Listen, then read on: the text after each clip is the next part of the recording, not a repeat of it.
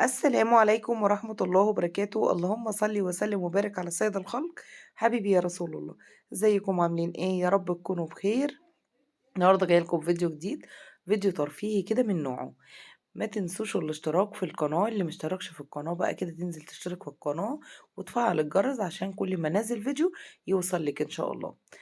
هنبدأ كده ونسمي الله ونصلي على الرسول. اول حاجه معانا كده بتاع كيلو لبن، رحت حطيت عليه معلقتين من النشا، وطبعا السكر حطيت 3 معالق، بس انت طبعا حسب يعني حسب الرغبه، السكر ده حسب الرغبه. انا زودت سكر تاني، حسيت ان هو محتاج سكر فزودت. بتظبطي السكر اللي بتحبيه، وبعد كده اقلبهم كويس قوي بالمضرب كده. هاضربه الأول بالمضرب كويس أوي لمّا يعني لحد ما النشا يفُك معايا وميبقاش في أي تكلكعات أو تكتلات في النشا، وهارفعه على النار بالشكل ده. وهو على النار هاقلِّب فيه إيدي فيه بالتقليب عشان لمّا يتقل معايا. بُصّوا هو يتقل معايا ما شاء الله، شوفي وكل ما يقعد بيتقل أكتر كمان. ضربته كويس أوي وهو على النار، وآخر حاجة هاحطها عليه كيس فانيليا. يبقى إحنا حطينا على اللبن معلقتين نشا، السكر حسب الرغبة، حطينا كيس فانيليا كمان. بس كده هاقلبه بقى وهاطفى عليه على طول. هو كده تقل معايا ووصلت للقوام اللي أنا محتاجاه، لأن هو كل ما هيقعد كل ما هيتقل كمان.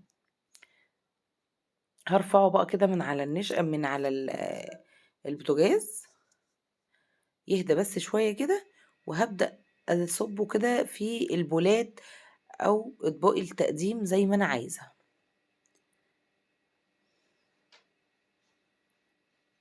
جبت بقى معلقة كده عشان أعرف أضبط بيها. بصوا ما شاء الله كان قوامه كويس جدا.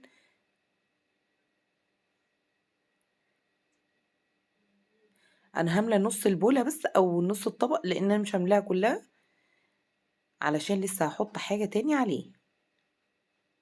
الحاجات دي الأطفال بتحبها جدا، يعني من أحسن الأكلات ومن أحسن الحلويات ممكن تعملها لأطفالك والكبار. والله أنا كمان بحب الحاجات دي جدا والله. الحاجات اللي هي بتبقى سكرها مظبوط دي بتبقى جميلة بصراحة. بصوا هركنه بقى كده وهسيبهم، وتعالي نشوف هنعمل ايه تاني. هجيب بقى كده بولة فاضية، ومعايا طبعا مية مغلية، ومعايا آه، كيس جيلي كده، بس اي نوع بقى بتحبيه، فراولة، بطيخ، تفاح، مانجا، اللي بتحبيه. انا طبعا ده اللي كان متواجد عندي فهستخدمه يعني. وهحط عليه كوباية المعيارية اللي هي بتاعة الشاي، اللي احنا بنشرب بيها الشاي العادية. هحط 4 كوبايات من المية عليه. يبقى الكيس كده حطينا عليه 4 كوبايات مية بتغلي. بس كده مش هحط عليه سكر ولا اي حاجة، هو بيبقى مظبوط السكر بتاعه. هبدأ بقى ادوب فيه لحد ما احس ان الجيلي بتاعي ده كله داب، وهقلب فيه كويس قوي.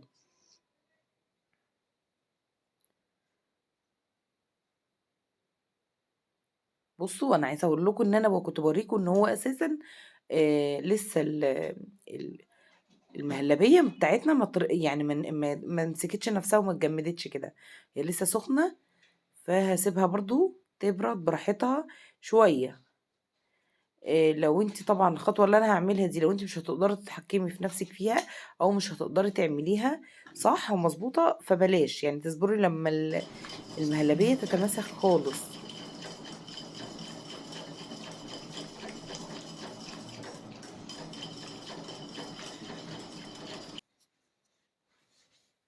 خلاص قلبته كويس قوي.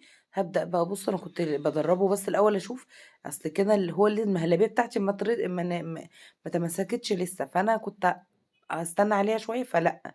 فانا لو هعرف احط الجيلي وما اخلطش الجيلي والمهلبيه على بعض، يبقى منفصلين عن بعض، فهحطه. مش هعرف، يبقى هصبر لحد ما المهلبيه تبرد خالص وبعد كده احط الجيلي عليها. هبدأ احط بيه المعلقه كده وبالراحة خالص. أنا عارفة أنا باحط إزاي، مش هينزل على المهلبية تحت خالص، هما منفصلين عن بعض تمامًا، وهتشوفوا النتيجة في الآخر. باحط ال ب باحاول أوزّع بالمعلقة كده، بُصّوا، أو في البداية عشان بس ما تنزلش تحت، فباحاول أفردها على الجيلي، لإن على المهلبية، لان لسه المهلبيه بتاعتي ما اتمسكتش كده مع بعضها.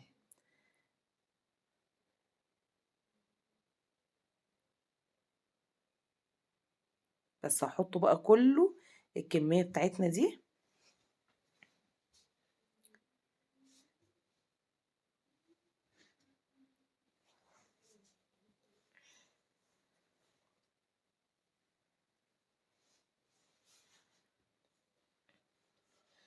بجد افكار حاجات بسيطه جدا اهي، مش مكلفه خالص، ده فيديو مش مكلف تماما، حاجات بسيطه تفرحي بيها اولادك. واحنا متعودين يوم الخميس بصراحه بنعمل كده كل خميس، يعني بنسهر السهره دي مع بعض، لان طول الاسبوع دراسه وضغط مدارس ودروس وشغل وحياه تانية طبعا. فبتفصلي يوم كده مع اولادك، حتى لو بحاجه بسيطه بتفصلي معاهم بيها.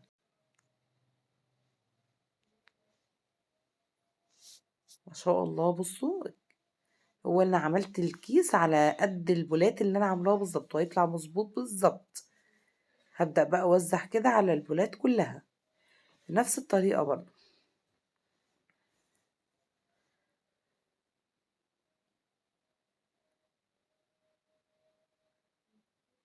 طبعا تعملي الكلام ده اول اليوم، علشان اخر اليوم طبعا لما تيجي تقدميه يكون تماسك ويكون مظبوط معاكي.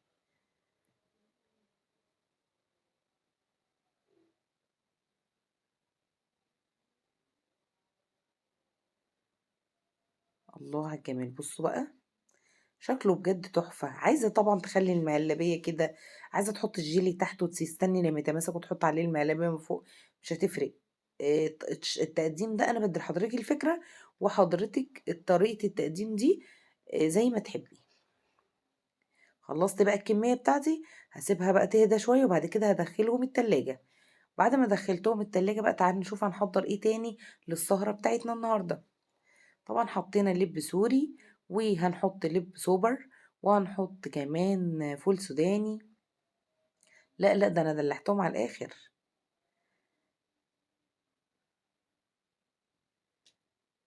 الدنيا رايقه حواليا، طبعا كنت عامله روتين لسه هنزله لكم، روتين ترتيب وتنظيف واكل وغسيل سجاد ودنيا يعني تانية، ابقى انزله لكم لسه عاملاها.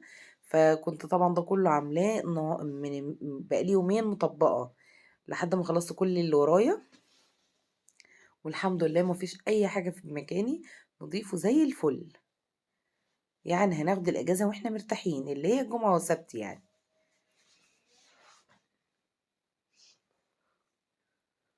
عملت كمان فشار، حطيت حبه زيت وحطيت عليهم فشار. شايفين فشار مش لازق في الحله، وما شاء الله انتي بس بتحطي الزيت وتحطي الفشار وتهدأ وتسيبيه سخن، يعني الزيت يسخن قوي وبعد كده تهدي النار وتسيبيه بقى مع نفسه. يطلع بقى الفشار بص ولا واحده، كله بيطلع مع بعضه، ما فيش منه بيطلع يعني حصى وكده، لا بيطلع كله، الفشار كله بينطر معاكي. ما شاء الله. حطيت برضو طبقين من الفشار.